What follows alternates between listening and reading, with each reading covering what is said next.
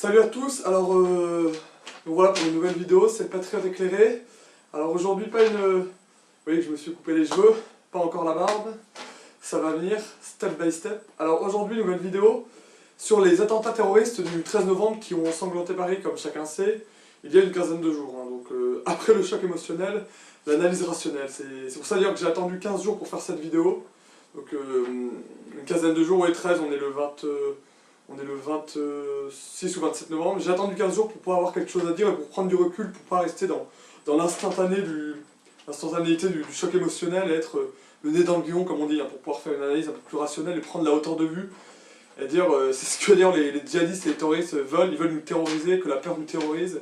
Ils veulent qu'on soit pas capable de concaténation, d'argumentation et de compréhension rationnelle du phénomène. Donc moi c'est ce que je vais essayer de faire, de vous livrer. Donc c'est une petite vidéo voilà, sur les attentats terroristes d'il y a 15 jours, une analyse globale du phénomène, des alliances, de ce que ça pose en termes de lutte antiterroriste, des réactions et des uns et des autres en France, notamment du regard du sentiment patriotique, de la fierté d'être français, une union nationale pour quoi faire, et voilà, je vous livrerai ma vidéo, et puis vous aurez une petite surprise à la fin. Je finirai avec une chanson, une petite surprise en guise de réconciliation nationale et d'apaisement ethnique et communautaire dans le pays. Donc on y va tout de suite. Donc déjà, en préambule pour commencer, évidemment, ça me paraît normal, un hommage aux très nombreuses victimes.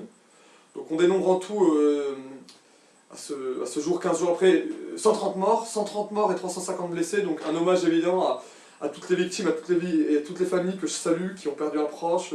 Donc on les a vus aux journaux télévisés, dans la presse, sur internet, on a vu les photos et les images de tous ces gens. C'est important de les regarder, je vous incite à le faire, pour voir qui est mort et pour voir qu'en effet ils ont...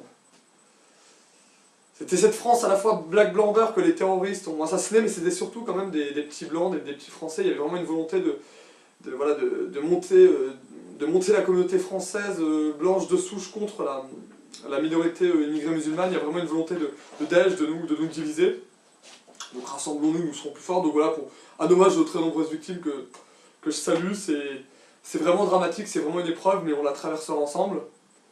Donc ensuite, je voulais aussi dire que c'est l'attentat terroriste le plus important en France depuis toujours, voilà, c'est officiel, même pendant la guerre d'Algérie, entre 54 et 62, les événements d'Algérie, comme on disait, il n'y a jamais eu d'attentat terroriste aussi important. Donc on voit qu'on a commencé l'année 2015 avec, sous le signe de l'attentat terroriste et de l'Union Sacrée, avec les attentats de Charlie, en janvier 2015, et bien on termine l'année 2015, ou quasiment, puisqu'on est en novembre, sous le signe de l'Union Sacrée et sous le signe du deuil. Donc on commence avec le deuil, on finit avec le deuil. Donc c'est la boucle est bouclée comme on dit, et là on voit vraiment que c'est le deuxième, voire même le troisième attentat, si on compte l'attentat du Thalys déjoué. La rentrée, c'est le troisième attentat voilà, qui a ensanglanté la France. Donc la France est définitivement la première cible du terrorisme djihadique et de Daesh. Nous sommes la cible à abattre, nous sommes le grand Satan, comme je l'avais déjà dit dans une vidéo précédente. Nous sommes l'ennemi juré pour plusieurs raisons. Hein. Pratique des droits de l'homme, de l'universalisme, tradition Charlie de dérision, de désacralisation des cultes et des religions, et surtout pour toutes nos interventions dans le Moyen-Orient depuis une vingtaine d'années, et aux côtés des États-Unis notamment, et de pays considérés comme impies et comme par Daesh, État islamique. Bon, on va y revenir hein, sur la dimension plus géopolitique de l'affaire, c'est important aussi. Donc voilà l'attentat, le terroriste le plus important de l'histoire de France. Donc c'est pas rien, serrons les rangs, regroupons-nous contre l'ennemi, faisons front, comme on dit. Donc ensuite, oui, sur cet attentat, la cible, les lieux, donc ce sont des victimes innocentes, des jeunes bobos, pour la plupart des jeunes de la bourgeoisie dominante, droite ou gauche, on sait pas, mais en tout cas des jeunes de la bourgeoisie, à 25 ans, 20-25 ans. Et Daesh cette fois n'a pas ciblé voilà, des caricaturistes ou des opposants à l'islam, mais des jeunes tout simplement, et des lieux de fête aussi. Les lieux c'était le Bataclan, un stade de foot, le Bataclan, donc une salle de concert, donc la volonté de cibler des symboles j'appelle ça de la civilisation occidentale, voilà, du plaisir, de la détente, donc des lieux de loisirs. Donc on voit vraiment que c'est un attentat terroriste totalement aveugle contre des victimes innocentes, voilà, parce que là on n'est même plus sur... Avant on ciblait quand même, ils ciblaient l'attentat hypercacher, donc c'était les juifs, ils ciblaient les caricaturistes de Charlie Hebdo, donc c'est terrible, mais c'était de cibler des gens qui avaient blasphémé. Là ils ciblent tous azimuts, le peuple de France pour nous terroriser, la France pour nous terroriser, et il n'y a même plus de de cibles d'impies ou d'opposants à l'islam. Donc voilà, donc un attentat totalement aveugle, sauvage, d'innocentes victimes, évidemment, puisque c'est des jeunes qui allaient voir un match de foot ou assister à une salle de concert. Je ne reviendrai pas sur le groupe de métal ou le groupe de rock. Donc voilà, cibler les lieux de vie, de fête. On a vu aussi des cafés, terrasses des cafés, la rue. Donc voilà, vraiment s'en prendre à la tradition française. À Paris, la ville lumière, qui est maintenant la ville d'ombre et la ville endeuillée. Donc voilà, donc symbole de la civilisation occidentale, mais surtout frapper la France, frapper des lieux où il y avait beaucoup de monde aussi, des regroupements, des attroupements pour être sûr de faire un carnage. Alors après, l'idée du gouvernement pompier pyromane. Donc ça, on a beaucoup entendu, notamment de la part de l'extrême droite, donc toujours les mêmes, bon, Véricède entre autres, si vous connaissez, Revue Rivarol, Henri de Lesquin, Radio Courtoisie notamment, donc ce qui s'appelle la droite nationale, ceux qui osent s'appeler la droite nationale, ce qu'on appelle plutôt l'extrême droite quoi, c'est permis comme ça d'attaquer le gouvernement pompier pyromane. Ils n'ont pas tort sur tout, mais c'est... Donc qu'est-ce que ce gouvernement pompier pyromane? Donc oui, là on voit très bien qu'on a un gouvernement qui joue l'union nationale, l'union sacrée contre les terroristes. Or, j'y reviendrai après, voilà, ce sont des pompiers pyromanes, ils n'ont pas tout à fait tort dans l'extrême droite, puisque c'est un gouvernement qui a favorisé l'idéologie du métissage, de l'immigration de masse, la tolérance, l'ouverture à l'autre, une laïcité à deux vitesses et un islam non assimilé, non intégré. Donc c'est vrai que c'est ce gouvernement, et pas que d'ailleurs, depuis 30 ans, la gauche et la droite, PS, UMP, ont favorisé à travers une immigration de masse, une installation de peuplement non européen, et un islam à la fois bricolé, mais un islam totalement toléré,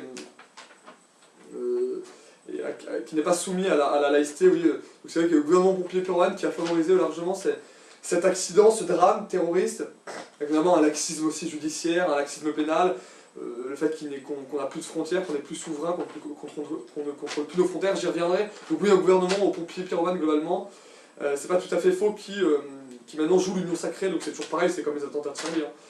C'est toujours pareil avec eux, c'est un peu la phrase de Bossuet, vous savez, Dieu se rit des hommes qui chérissent qui déplorent les effets dont ils chérissent les causes. Voilà. Ces gens-là ont tout fait le gouvernement a tout fait pour importer le conflit de civilisation et le choc des cultures, et maintenant il s'étonne comme ça d'une radicalisation de la jeunesse de banlieue. Donc après oui, voilà, réaction de l'extrême droite, bon, comme j'ai dit, pas totalement étonnant, donc avec dénoncer les pompiers pyromanes, mais derrière la dénonciation des pompiers pyromanes, ces gens sont vraiment des véritables traîtres à la patrie, puisque pour dénoncer les pompiers pyromanes c'est bien, c'est le rôle de l'opposition et de la vérité, et d'un discours de vérité, d'honnêteté. Mais ce que je remarque, c'est que ces gens de la droite nationale, de l'extrême droite, n'ont eu aucune parole amicale ou de sincérité ou de compassion avec les victimes. Donc moi là, il ne s'agit pas de faire que du compassionnel, que de l'émotionnel, que du cerveau reptilien, puisque c'est ce que veut à la fois Daesh et nos maîtres et le système, qui a empêché toute analyse rationnelle par le compassionnel, par l'émotionnel et par le cerveau reptilien. C'est-à-dire c'est pas les meilleures fonctions cérébrales, on va dire. Donc empêcher toute analyse rationnelle par le choc de l'émotion et de l'instantané, vous voyez, et le choc de l'image, le choc des photos, comme dirait Parimat. Mais on voit bien quand même que cette extrême droite qui se dit soi-disant nationale, patriote, aucun message de compassion aux victimes, à la France. Finalement, les premiers responsables, les premiers coupables seraient finalement le gouvernement, le laxisme et les agents du cosmopolitisme. Non, les premiers coupables sont quand même les terroristes. D'accord, cause et conséquences, mais les premiers coupables sont quand même ces terroristes munis de Kalachnikov, on y reviendra. Donc voilà une réaction assez minable de l'extrême droite.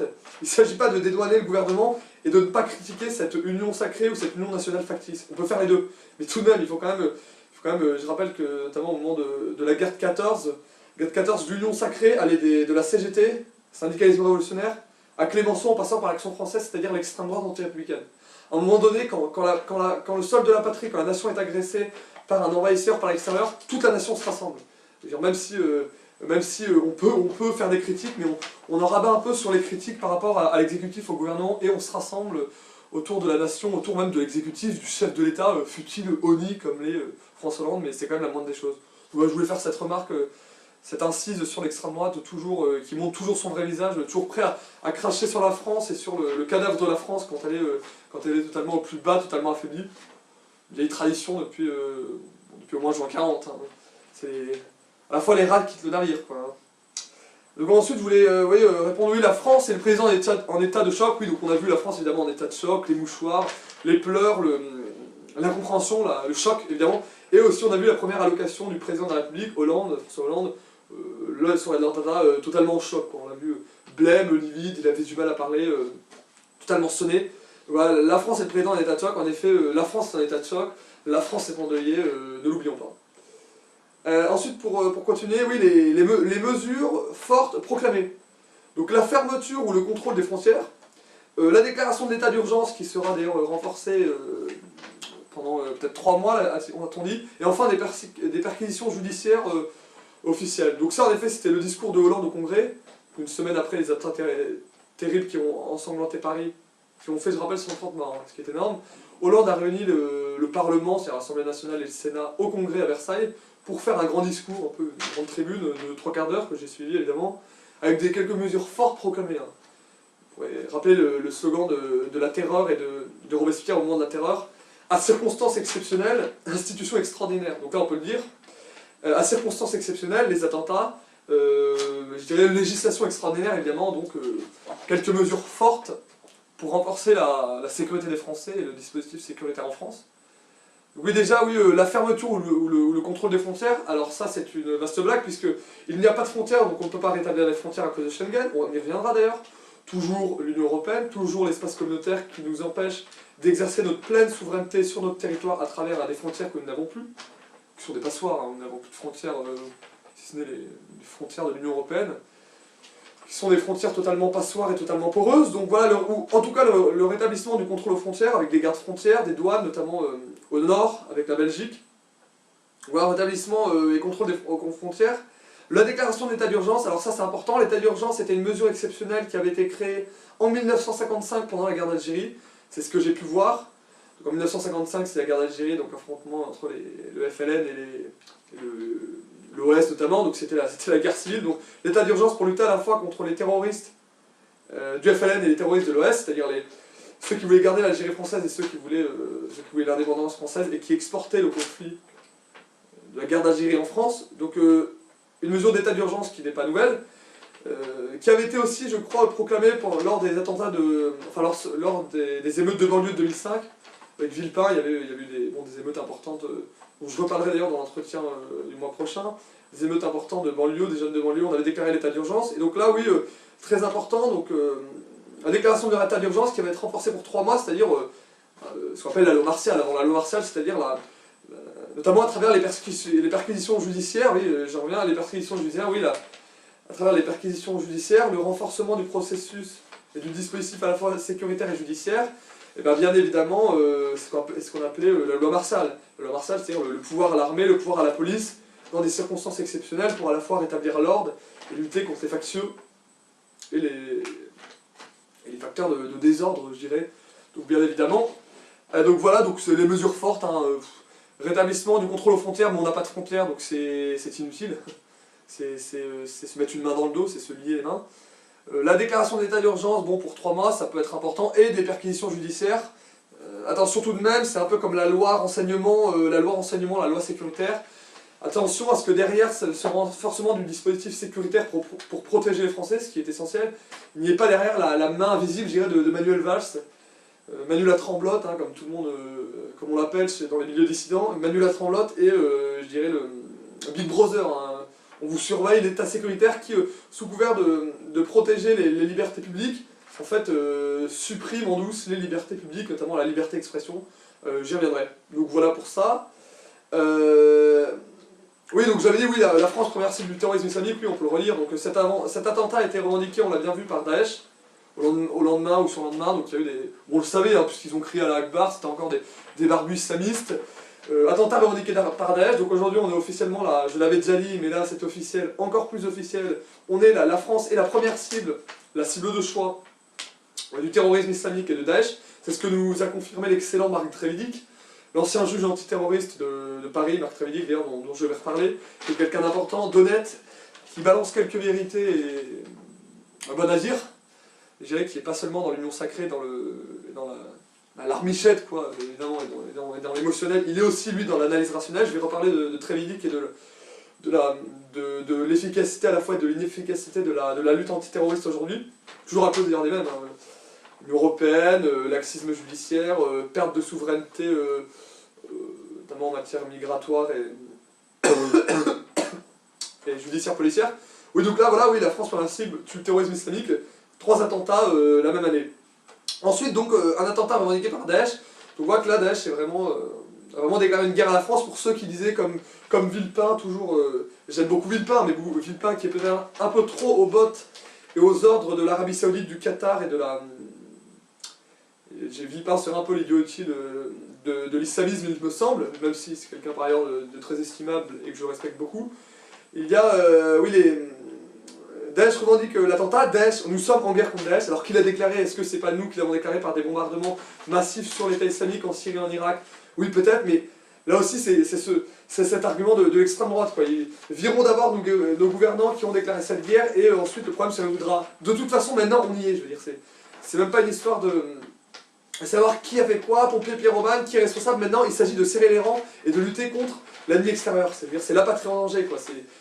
Comme disait Danton en 1792, la patrie est en danger, face aux ennemis de la patrie, c'est une charge que l'on va sonner, véritablement. Il faudra de l'audace, toujours de l'audace, encore de l'audace, et la France sera sauvée. Parce qu'au final, la France, elle, sera sauvée. La France, c'est 1500 ans d'histoire. C'est la plus vieille nation du monde, elle a survécu à tout. Elle a survécu aux Anglais, elle a survécu aux Boches, elle a survécu aux guerres de religion, aux guerres civiles, aux guerres mondiales, aux famines, aux jacqueries, aux révolutions, aux insurrections. Elle survivra encore, encore et encore. Et donc cette fois, on est vraiment en guerre contre le terrorisme, il faut que certains se mettent dans la tête. Même si, c'est peut-être nous qui leur avons déclaré la guerre, même si, et je vais revenir sur le renversement des alliances nécessaires, notamment s'allier avec Poutine et Assad contre l'Arabie Saoudite et la Turquie, je vais en reparler, mais cette fois, je veux dire, serrons les rangs quand même. Pour une fois, même si Hollande n'est pas le général de Gaulle, Hollande n'est pas le cardinal de Richelieu, Hollande n'est pas la personne la plus à même de nous protéger d'éradiquer Daesh, c'est pas vraiment un homme fort, c'est une patte molle, une patte hollandaise. Tout le monde le sait bien évidemment, mais tout de même, serrons les rangs, parce que vraiment, c'est la patrie en danger. La France s'est attaquée sur son sol, serrons les rangs. Désignons les coupables, oui, mais il y a quand même que... Il y a eu une vraie tuerie, des vrais kalachnikovs et des vrais terroristes, donc serrons les rangs. Oui, alors ensuite, je voulais évoquer oui, alors une réaction internationale unanime. Oui, alors là, on l'a vu, un soutien unanime, une réaction internationale unanime de la quasi-totalité des chancelleries du monde occidental, et pas que occidental. On a vu en Russie, on a vu aux États-Unis, on a vu en Angleterre, en Allemagne, partout en Europe, en Iran, en Inde, en Israël. On pourrait revenir d'ailleurs, puisque certaines nations qui font tout pour exporter le choc de civilisation et le conflit de civilisation en Europe à travers l'immigrationnisme et l'idéologie du métissage jouent maintenant, c'est aussi les pompiers jouent aussi, enfin les pyromanes qui jouent aux pompiers, c'est les mêmes, notamment Israël et l'Arabie Saoudite, on y reviendra, mais en tout cas ce qui est sûr c'est que oui, voilà, une réaction internationale unanime, ça fait chaud au cœur, une Marseillaise intonnée, notamment dans les stades de foot un peu partout. On a vu Obama, Poutine et puis d'autres pays aussi qui ont solidarité et soutien total à la France. Bon, ça fait toujours plaisir. Le drapeau tricolore, la bannière française qui flotte dans le monde entier comme telle la France, patrie de la liberté et de l'universalisme qui éclaire le monde, tel un phare dans cette obscurité dans laquelle nous sommes. Hein. L'obscurité de l'âme dont parlait Pascal. Voilà. Évidemment, voilà, une réaction internationale unanime, bon, tant mieux évidemment, c'était nécessaire. Et ensuite, je voulais reparler sur le pas d'amalgame. Alors là, assez agaçant, on a encore eu le droit à cette complainte de la bien-pensance, de la pensée unique, de ce politiquement correct insupportable. Pas d'amalgame, attention, pas d'amalgame entre les terroristes, les attentats et évidemment l'islam. Bon, alors moi ça va être très court, très vite, très sec. Je suis pas docteur en islam, je ne lis pas... j'ai lu un peu le Coran, mais je ne lis pas l'arabe, je ne suis pas spécialiste de l'islam du Coran, je ne suis pas islamologue, je ne suis pas savant comme on dit en islam. Mais quand même, voilà, le pas d'amalgame, ça commence à suffire, parce que c'est un peu la méthode Coué, hein. Plus vous le dites, plus on y croit. Je crois que c'était Adolf Hitler hein, qui disait que un mensonge, vous le dites 1000 fois, un peuple commence à y croire, c'est ça, plus on serine, voilà, c'est Hitler, c'est la méthode Coué, plus on serine quelque chose, plus on le répète, et plus ça rentre. Hein. Donc c'était la méthode jadis des dictatures et des totalitarismes pour embrigader et manipuler leur population, de répéter comme ça, d'asséner des vérités avec des slogans, avec des choses chocs, et maintenant c'est, depuis la chute des dictatures et des totalitarismes, depuis 30 ans en gros, depuis la chute du communisme, c'est les démocraties occidentales et libérales qui ont récupéré à leur sauce, voilà, l'arsenal et la propagande de la méthode Coué, quoi. Et de plus c'est gros, plus ça marche, quoi, plus ça rentre. Donc pas d'amalgame, moi ça me fait bien rire, je remarque quand même que ces gens crient toujours à l'Akbar, c'est au nom du Coran qu'ils le font. Bon mais voilà, après on va peut-être parler aussi de la sociologie de ces jeunes, c'est avant tout des jeunes voyous réislamisés, un peu comme dit quelqu'un qui à mon avis qui est à écouter malgré ses défaillances et ses excès, qui est Alain Soral, qui est quand même quelqu'un d'intéressant que je vous incite à écouter. Il a fait finalement récemment un entretien très bon, là, j'ai trouvé à chaud sur les attentats de Paris.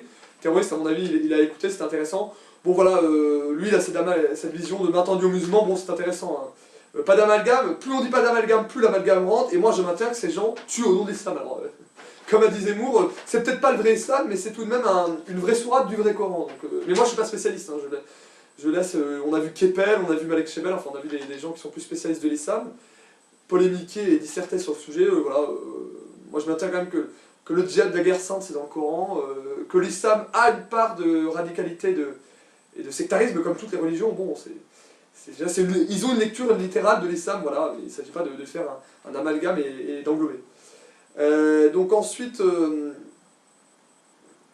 oui, la police, le renseignement, les services, où en sont nos effectifs? Est-ce qu'il y a une efficacité de nos services de renseignement, de police, de sécurité à lutter contre? Et bien là je dis oui et non. Oui parce que quand même on a vu que 90% des attentats en vérité sont déjoués par nos services de renseignement, de sécurité et de police.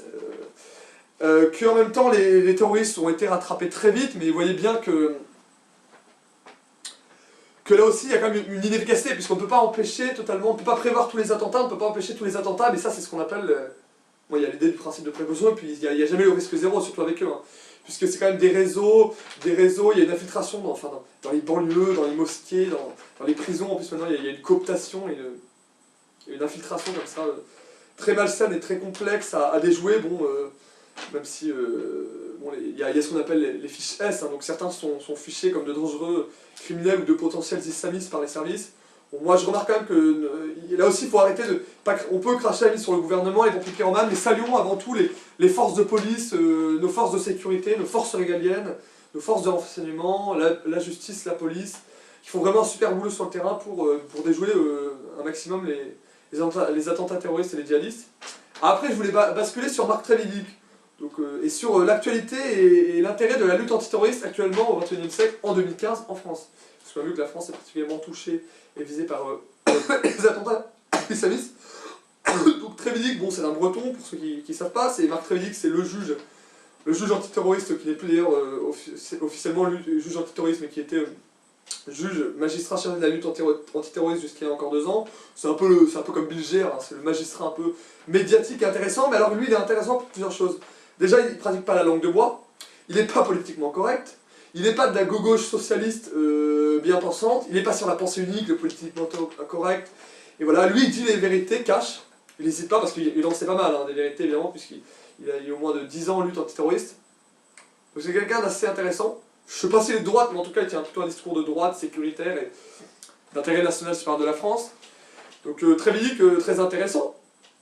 Et lui il dit donc que les attentats étaient prévus, qu'il n'y a pas assez en termes d'effectifs, notamment à cause du budget de la défense qui est à chaque fois... on coupe dans les coupes budgétaires, c'est le livre blanc de la défense, donc lui il dit qu'il n'y a pas assez d'effectifs de flics, de police, de justice, de renseignement, bon c'est possible, et il dit surtout que l'importance de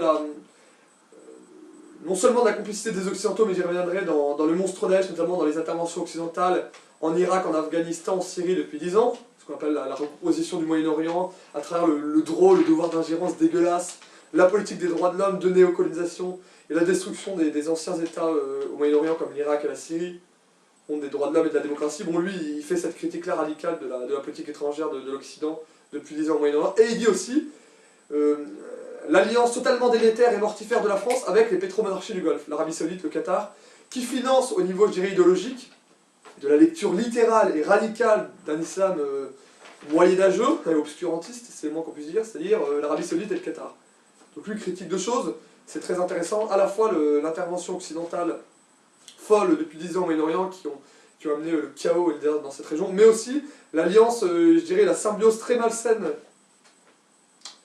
entre la France et les pétromonarchies du Golfe, notamment l'Arabie Saoudite, qui finance de A à Z par leur idéologie wahhabite et salafiste, le salafisme de ces groupes terroristes islamiques. Voilà, mais la France, bon, toujours la dernière roue du carrosse, n'importe quoi, on fait n'importe quoi. On va voir nos alliances. Donc puis après, bon, l'union sacrée, l'union nationale, j'en ai déjà parlé, je vais pas en reparler. Une union sacrée, l'union nationale, c'est très important, pas pour cautionner l'exécutif Hollande-Valls, mais pour que les nations se rassemblent, comme en 14, on va dire, contre un ennemi extérieur, que les monarchistes, les syndicalistes, la gauche, la droite, les cléricaux, l'église, les républicains, s'étaient tous coalisés dans une grande union sacrée contre l'ennemi, contre les Boches, contre l'Allemand. Aujourd'hui, l'ennemi n'est plus les Boches, n'est plus l'Allemagne, quoique, sur d'autres sujets on pourrait y revenir, mais c'est pas le cas de notre entretien. Mais là, en tout cas, oui, la nécessité d'une union sacrée et d'une union nationale. Il n'a pas duré, de toute façon, on l'a déjà vu avec des politiques qui s'écharpent, mais la nécessité, évidemment. Oui, ensuite, on a vu, oui, bon, donc voilà, je vais pas revenir sur les politiques, bon, qui se sont déjà écharpés, lamentables, 3 jours après, dans le Parlement de l'hémicycle, les droite-gauche qui s'écharpaient, voilà. On a vu aussi la réaction de quelques politiques. Bon, le Front National, étonnamment, soutient plutôt cette fois l'action du gouvernement, de la gauche, et tape beaucoup sur la droite tape sur la gauche, et la gauche tape sur la droite, voilà, donc c'est le théâtre démocratique, le théâtre parlementaire et démocratique qu'on se farcit aujourd'hui, voilà, donc il faut s'y faire. Hein. Donc pas vraiment d'union sacrée, d'union nationale, au niveau du politique, moi par contre j'appelle à une union sacrée et une union nationale des Français. Notamment, c'est très positif, le patriotisme en France, oui, on a vu un regard de patriotisme, de fierté nationale en France, je ne vais pas dire nationalisme, parce que ça ferait grincer les dents, mais pour moi c'est pareil, c'est la défense de la nation et de la patrie en danger. Donc un regard du patriotisme en France, on a vu 2 choses, donc toutes ces Marseillaises entonnées dans la France partout et dans les stades, notamment en foot, c'était très beau.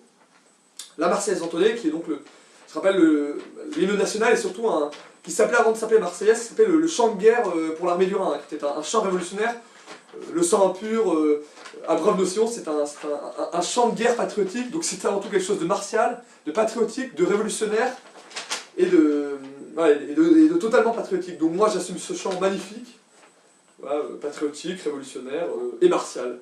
On a bien besoin de, avec toutes ces couilles molles et ces fiottes et ces mauviettes d'un peu de virilité, de patriotisme et de chant martial, quoi, c'est évident, moi je pense que c'est évident. Et ensuite, oui, les drapeaux tricolores, on a vu, notamment Hollande a appelé à ce que le drapeau tricolore pavoise pour toutes les mairies, les écoles, et puis bon, la minute de silence, et puis aussi à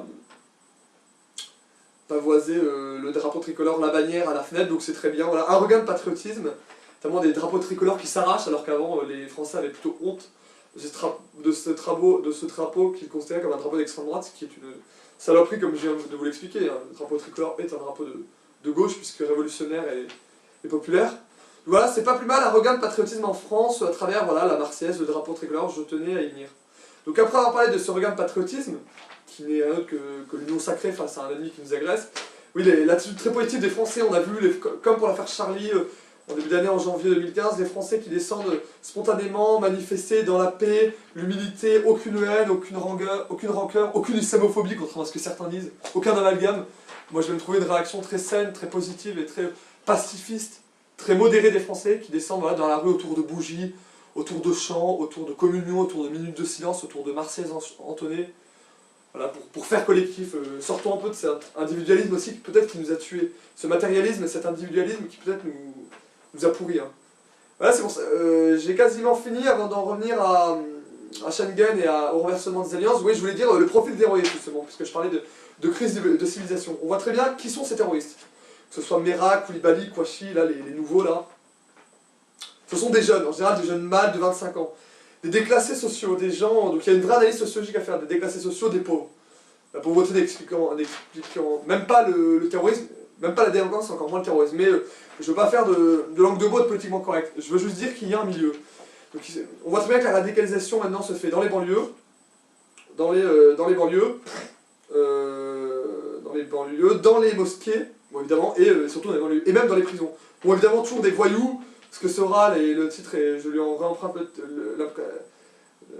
l'expression est pas mal, le titre d'islamo-racaille, voilà, des islamo-racailles, des islamo-voyous qui deviennent des islamistes. Mais vous comprenez bien qu'on passe pas du viol à la prière et du crime à la prière.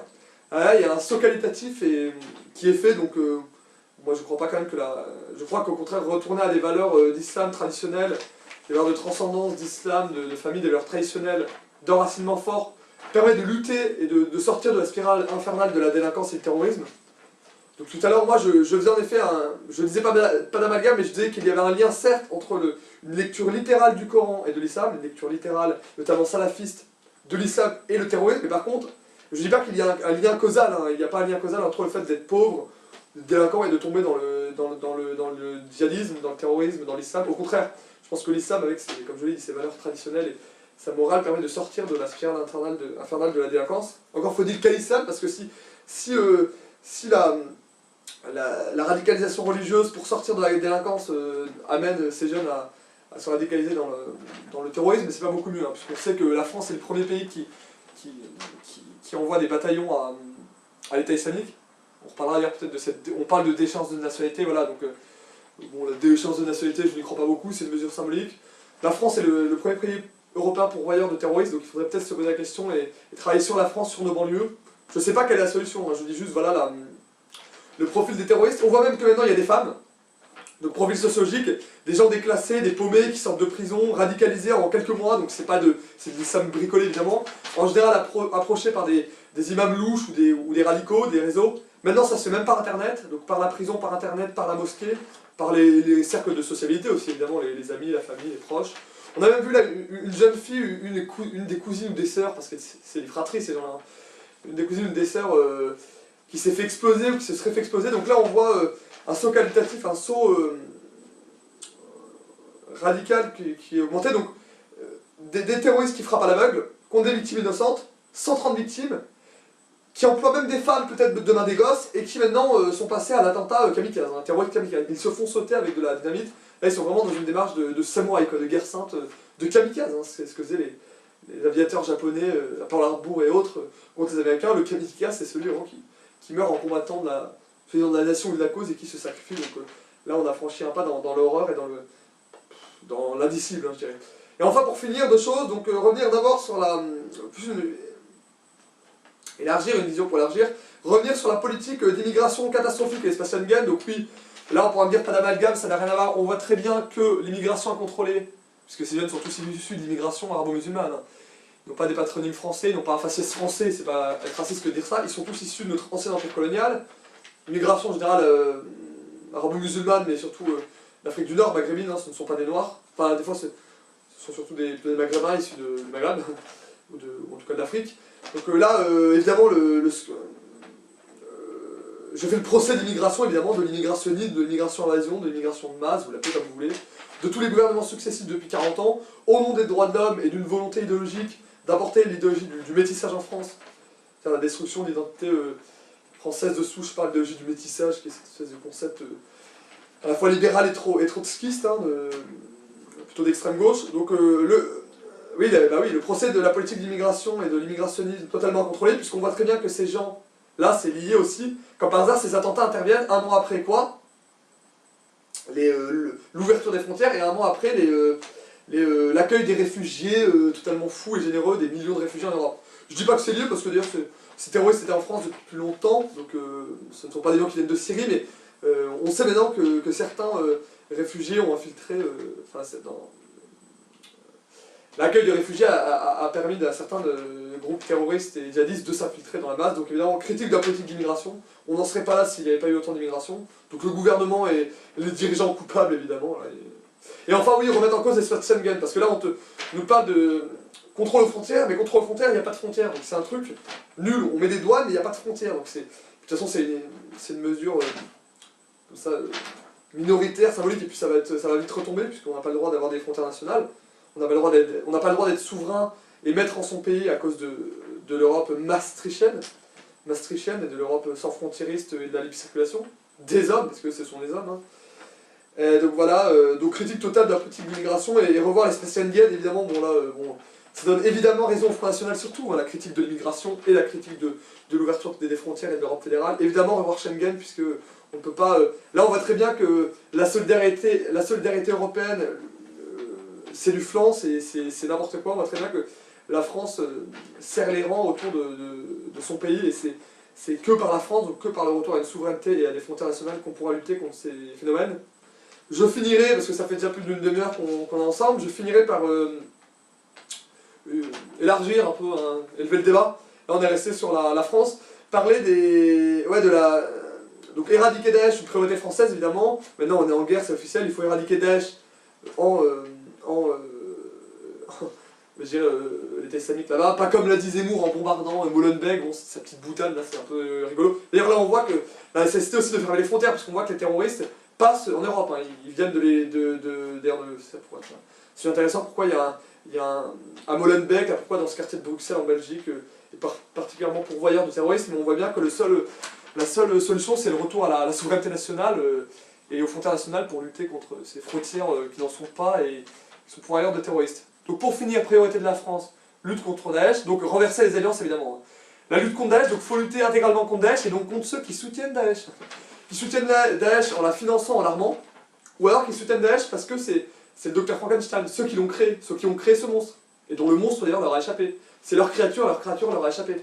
Donc là, je pointerai du doigt plusieurs personnes, plusieurs États. Donc Arabie Saoudite, Qatar, donc tous les pays, toutes les pétromonarchies du Golfe qui sont sur une idéologie salafiste wahhabite, qui financent non seulement les armes, et qui arment idéologiquement ces groupes depuis 20 ans, hein, depuis Al-Qaïda. Je rappelle que Ben Laden était un Saoudien, avant d'aller se réfugier en Afghanistan et au Pakistan pour faire sa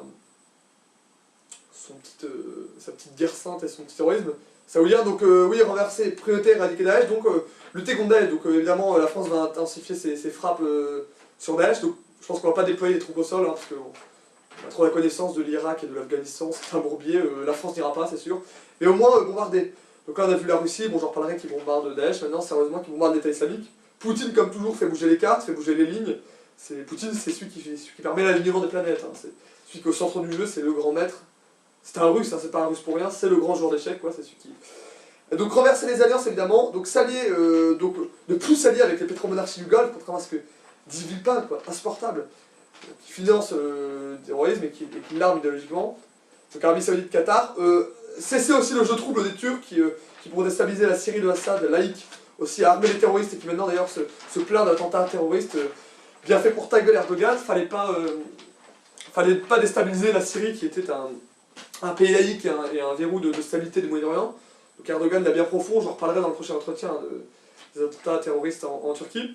Et surtout, oui, donc les alliances, on va voir des alliances, un renversement d'alliance, à s'allier avec la Syrie de Bachar al-Assad, qui malgré tout, qu'on veuille ou non, lutte contre Daesh.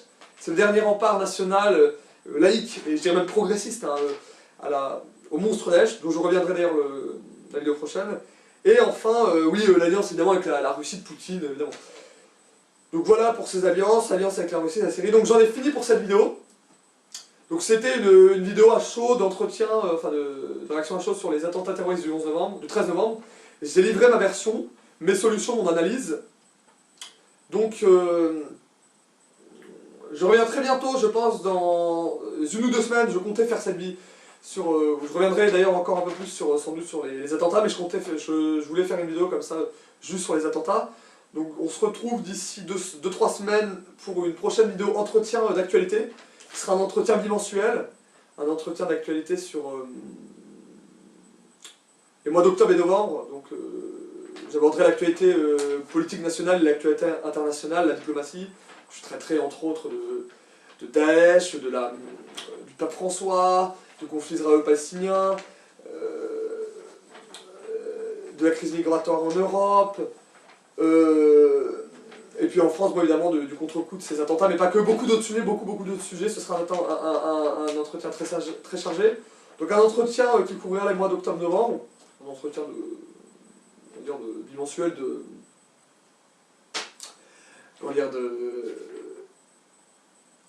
d'automne, qui sera assez long, même très long. Après je basculerai sur du mensuel, là j'ai préféré faire du bimensuel parce que, mais finalement je basculerai sur du bimensuel, traité sur 2 mois dans une vidéo c'est beaucoup trop long. Donc voilà, salut à tous, à la prochaine, vive la France, vive la patrie. Alors je vais pas finir avec la Marseillaise, mais on va finir en musique. C'est une surprise pour un peu de légèreté, et une chanson un peu comique et humoristique pour un peu pour pas finir juste sur le deuil et le drame. Salut à tous, et sans doute au mois prochain.